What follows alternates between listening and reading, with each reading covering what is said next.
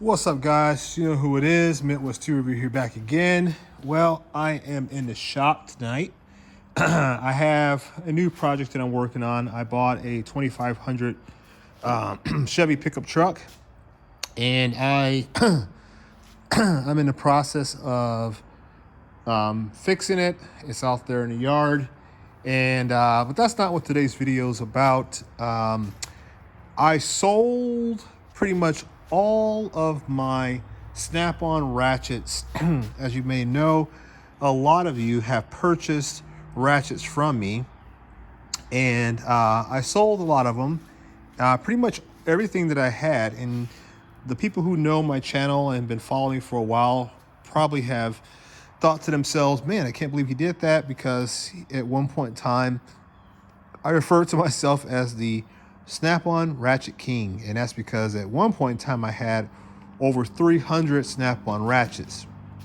Now, your obvious question may be, why did he sell them? Well, there's a couple different reasons.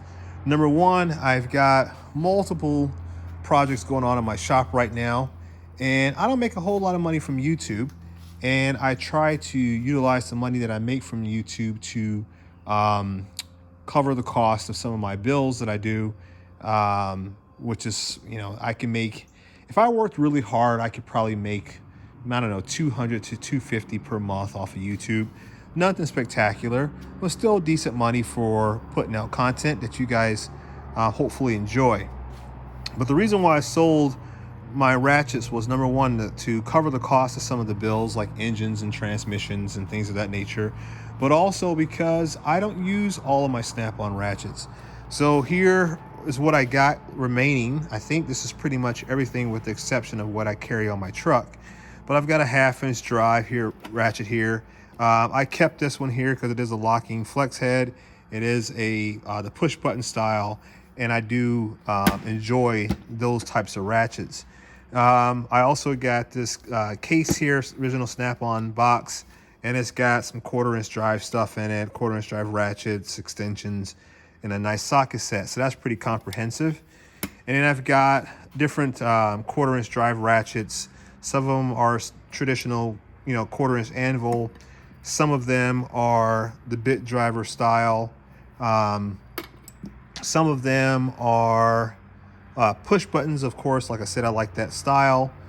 Some are flex head, locking flex head. Some are not.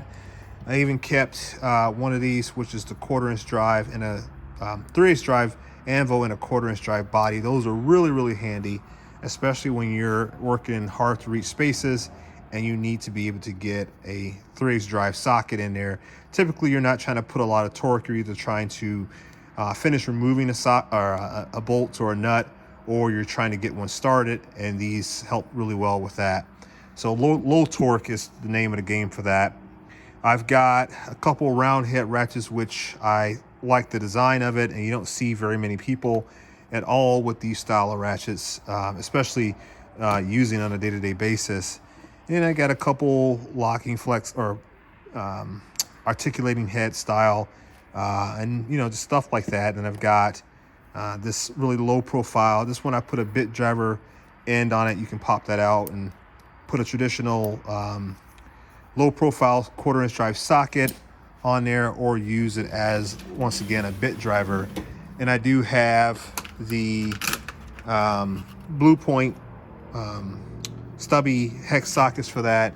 And then somewhere in here there's a 1/4-inch drive low profile socket set that I also use from time to time with that particular ratchet. So this is pretty much what I've relegated my setup down to. You don't need that many, and I have a video out there where I show you when this drawer was completely full. I had calculated every ratchet cost if you were to buy it brand new, and it was around like $13,000. It was probably a little bit more than $13,000, but I just took the ratchet part number, looked it up on the Snap-on website, and then calculated what the value would be if you bought it brand new. Now, once again, anybody who's followed the channel understands and knew that I had met a Snap-on dealer many years ago who had retired, and while he was going through the process of retiring, Snap-on came back, or he reached out to Snap-on and says, hey, I've got all this inventory. What do you guys want me to do with it? So they bought back things that had never been sold that were brand new, but he had a lot of ratchets and wrenches, sockets, etc. that were used or had been traded in. And the girl who came to pick up the stuff from him from Snap-on Corporate literally loaded her van as much as she possibly could with things and took it back and never came back to get any more. So he had all his inventory left over, long story short, and he had a Facebook posting that says, hey, a tool sale. I showed up to the tool sale amongst other people, and I bought and bought and bought and bought. Now, the benefit of that is that I bought a lot of these used broken ratchets. I was able to get rebuild kits for some of the other stuff. I was just swapping them out through Snap-on Corporate. So if a ratchet was broken and they didn't make a rebuild kit, they would just send me a new one. So I was able to get a lot of new ratchets and really beef up my setup. And then anything that I did not need, I put it on Facebook Marketplace, and I helped the dealer or retired dealer sell off a lot of his inventory to many of you, which are my subscribers or followers through either Instagram or Snap-on. So you would buy a ratchet from me that would cost, let's say $130 on a truck, and then I would sell it to you for 80 or 90 bucks plus shipping.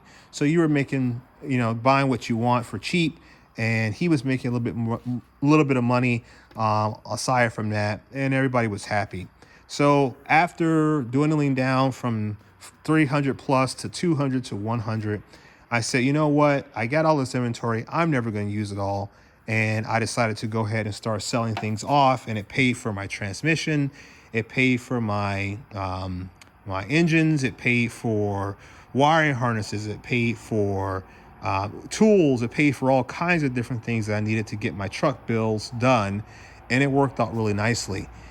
The other part of that is that as you go along and you get more experience, you understand that Snap-on does make the best ratchet. That's hands down. I don't think very many people could argue with that. But as time goes on, you also learn that there's a lot of other companies that are like sub-tier brands that make pretty good ratchets as well. And I'll even throw Icon in there just for the sake of argument. But Capri Tools, being a channel sponsor, really came through clutch. And when they came out with new ratchet designs, they reached out and they would say, hey, do you want to check this out? And I would say, yes, obviously, right?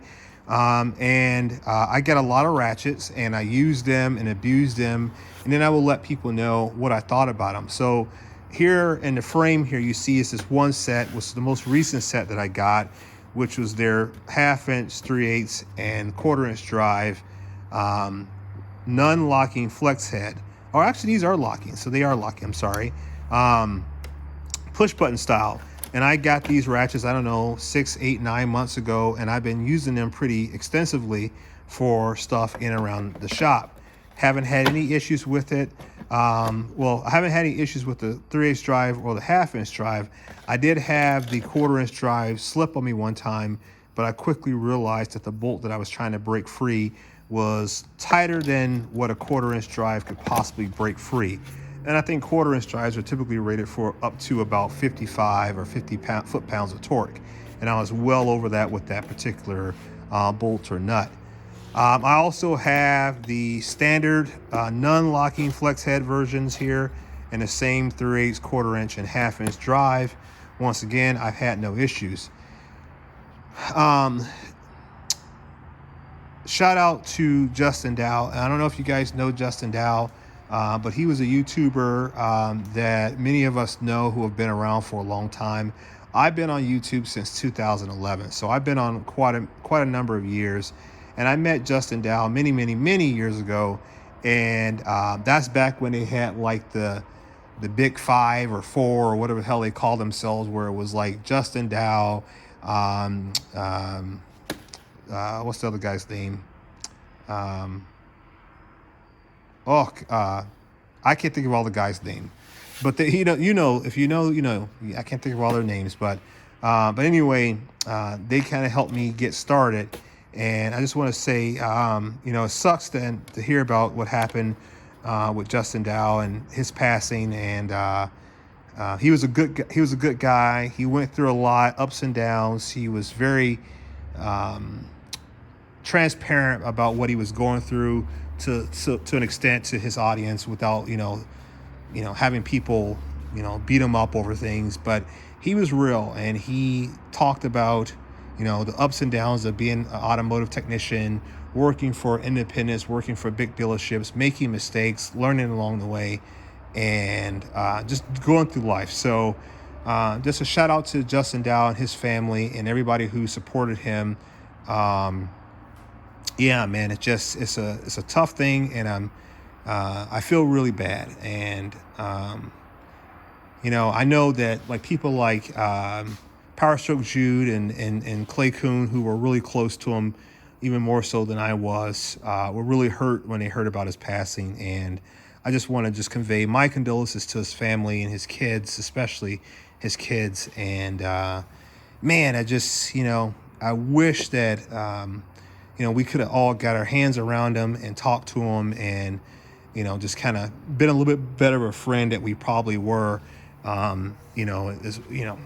It just sucks. It sucks losing anybody, whether you know them closely or you don't, indirectly or directly, I guess is what I'm trying to say. So, but yeah, so Justin, man, you're gone, dude, but not forgotten, bro. We, all of us who truly cared and appreciate what you brought to our friendships, to our interactions, to the community of tool lovers and mechanics and whatnot all around, dude. We're thinking about you, man. So, but anyway, yeah, so I got these ratchets. I love them, and they've been working out really nicely. I've also got other ratchets in my setups here. Like I got a beat up old, which I absolutely hate this ratchet. This is a Cornwell, but she's been used and abused, and I got it used. So I shouldn't harp on it too much, but I've got other ratchets in here, from Cobalt to Aries to Gear Wrench to SK, etc.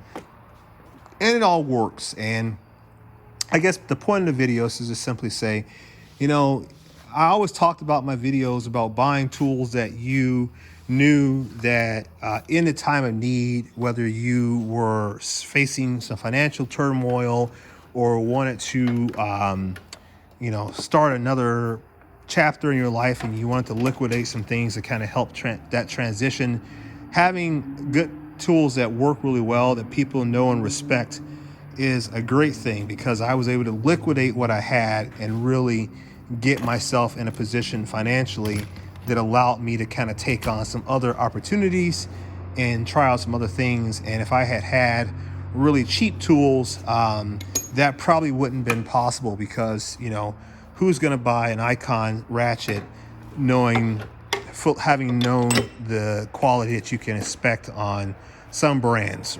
Pittsburgh Pro brands are not that great. I guess Icon is probably better.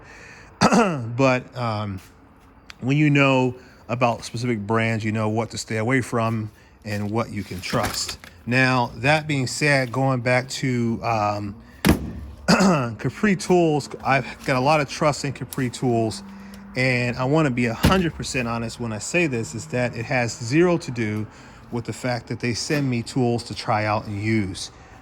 If there was a problem with the tool, Capri Tools know me well enough to know that I'm going to be honest. I'm going to talk to them first, and I'm going to tell them what I'm experiencing, and I'm going to give them a chance to kind of let me know if it's something that is worth sharing with the audience, or if it's something that is a user issue or whatever.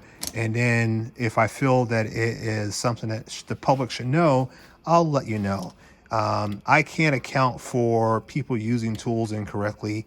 I can't account for, not taking care of your tool and then it fell in on you and then you have a problem with it. I can only account for things that break that should not have broken, during minimal use or, typical operating use. So I can't, those things I'm going to point out. But if it's something that if you screwed it up and you misused the tool, then that's on you. Like the 1/4" drive there, I was misusing it, didn't realize I was. And as soon as I went to a 3/8 drive, everything worked great. I pulled the back plate off the ratchet just to make sure that, I hadn't damaged anything, and she was perfectly fine. Just was misuse of the tool. And I know, designers and manufacturers, they try to compensate for that, because they know that there are going to be idiots from time to time out there like myself that's going to put a little bit more pressure on a tool than what it's probably designed to handle. And they try to compensate for that to a degree. But, you know, if you're in a hurry, you know, don't think about that. You just use what you can grab. So buy tools that you can liquidate when you need to liquidate them, that can pay you back a little bit of money, or you can get a ROI or return on your investment. And it may help you along in life. And if you have to liquidate something, don't feel bad about liquidating, because it's a part of life. And, you know, financially, I'm in a great place. I always have been. But like I said, I wanted to pay for some other projects, and I knew that I had an excess of tools that were never going to get used.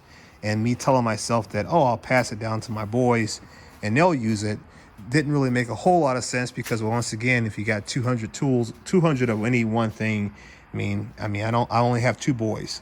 So they're going to use 1 or 2 ratchets, and then they're done. So if they use them at all, I don't even know what their inches are going to be yet, because they're too young.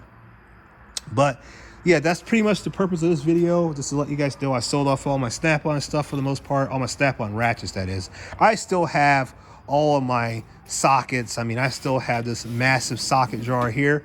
I'm not going to be getting rid of any of that, which is pretty much all Snap-on. Then I've got some Mac, some Caterpillar, some Capri, some Wera, some Craftsman, some Cobalt USA. I got a little bit of everything in here, but it was important to have this drawer, because I don't like to ever do a project, whether it's for myself or someone else, and not have what I need in this drawer. So I love having it. And then I got stupid, and I even built a second box, and then I expanded upon it, and I've got even more sockets and stuff in here that covers the whole swath of what I may need. And then if I can't find it in here, and I can jump down to one of these other drawers, and I've got more stuff here. And sorry, the trucks are going by tonight. I'm outside of my shop, and I got more stuff here. So I'm good on sockets, guys. I'm good on tools, so don't feel bad like, man, you shouldn't have sold all your stuff. I've got more than enough to cover me for the rest of my lifetime. So, but that's the purpose of the video, guys. Buy good tools. Make sure that you buy stuff that you can liquidate in a time of need. Don't be ashamed to do so. And always be willing to turn the page and go to the next chapter of life. And if you have some good tools that'll help you do that and make that transition easier, sell them. All right, guys. Oop, almost dropped the phone. Peace.